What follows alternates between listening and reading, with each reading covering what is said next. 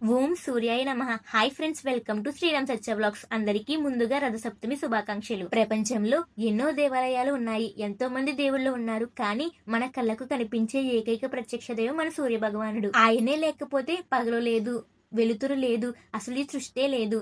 అలాంటి సూర్యుడు పుట్టినరోజున మనం రథసప్తమిగా జరుపుకుంటాము. సూర్యుడు కేవలం వెలుగునిచ్చే దేవుడు మాత్రమే కాదు, ఆయన కర్మసాక్షి. అంటే మనం చేసే ప్రతి పనిని గమనించే ప్రత్యక్ష దైవం ఆయన. ప్రపంచంలో చీకటిని పారదోలి జీవరాశికి ప్రాణవాయువును, ఆహారాన్ని, శక్తిని అందించే మూల స్తంభం ఆయన. అసలు రథసప్తమి రోజున సూర్యుని రథానికి ఎందుకంత ప్రాముఖ్యత? పురాణాల ప్రకారం సూర్యుడు ప్రయాణించి ఆ బంగారు రథం 9,000 యోజనాల ఎడల్పు ఉంటుందట.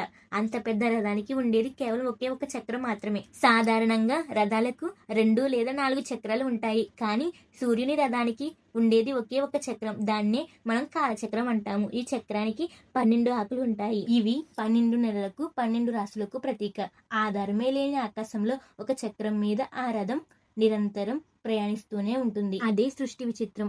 ఆ ఒక్క చక్రం సత్యానికి ప్రతీక. సత్యం ఎప్పుడు ఒకటే ఉంటుందని చక్రం యొక్క అర్థం. ఇక అందరికీ వచ్చే డౌట్ ఏమిటంటే, సూర్యుడికి 7 గుర్రాలు ఎందుకు, 8 గుర్రాలు ఉండొచ్చు కదా?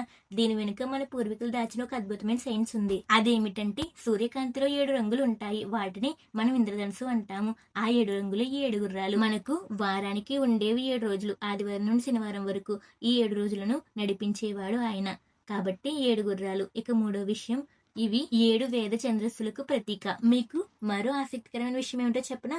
ఆ రథాన్ని నడిపే సారథి అనురుడు. ఇతను వినుతాదేవి కుమారుడు, గరుత్మంతుని సోదరుడు. విశేషం ఏమిటంటే, అనురుడికి తొడల కింద శరీర భాగం ఉండదు. అయినా సరే ఆ మహా తేజోవంతుడైన సూర్య రథాన్ని అలుపు లేకుండా నడిపిస్తూనే ఉంటాడు.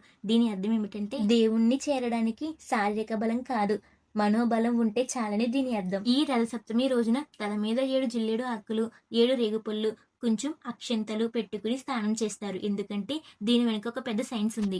జిల్లేడు ఆకుల్లో సూర్యుడి శక్తి ఉంటుంది. ఇది తల మీద పెట్టుకుని స్నానం చేయడం వల్ల మన శరీరంలో వేడి తగ్గుతుంది, చర్మ వ్యాధులు రావు. ఈ స్నానం చేస్తే 7 జన్మల పాపాలు పోతాయని శాస్త్రం చెబుతుంది. స్నానం చేశాక ఇంటి ముందు ఆవు పెడతో అలికి అందమైన రథముగ్గు వెయ్యాలి. కొత్త కుండలో ఆవు పాలు పోసి అవి పొంగి పొర్లేలా క్షీరాన్నం ఉండాలి, అంటే పరవన్నం ఉండాలి. పాలు పొంగుతుంటే సూర్య భగవానుడా, మా ఇల్లు కూడా ఇలాగే సిరి సంపదలతో పొంగి పొర్లాలి అని దండం పెట్టుకోవాలి. ఆ ప్రసాదాన్ని చిక్కుడు ఆకుల్లో పెట్టి దేవుడికి నైవేద్యం ఇవ్వడం మన సాంప్రదాయం. అందుకే రథసప్తమి రోజున ఆ సూర్యనారాయణ రథాన్ని, ఆ 7 గుర్రాలను తలుచుకుని నమస్కరిస్తే మన జీవితం కూడా ఆ రథంలాగే ఎలాంటి ఆటంకాలు లేకుండా సాగిపోతుంది. ఆరోగ్యం బాగుండాలంటే సూర్యదేవుడిని ఆరాధించాల్సిందే. మీకు ఇలాంటి యూస్ఫుల్ వీడియోస్ కంటే వెంటనే మన ఛానల్ సబ్స్క్రైబ్ చేసుకోండి. జై సూర్యదేవ.